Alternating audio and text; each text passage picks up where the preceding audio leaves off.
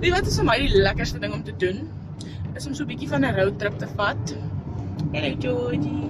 Hallo. En die weer lyk so. Okay, dalk hou baie mense van die weer, dalk hou baie mense nie van die weer nie. Ek love it in die ander hand. Ek het op 'n Saterdag net so 'n bietjie uit die huis uit te kom vir 'n slag waar daar nie so son direk skyn nie, maar wolke. Is so lekker. Veral Appington. Ja, veral Appington, want hier is 90% van die tyd son skyn en nie wolke nie so. Hy brand jou dood. Ja, die son brand jou nogal dood.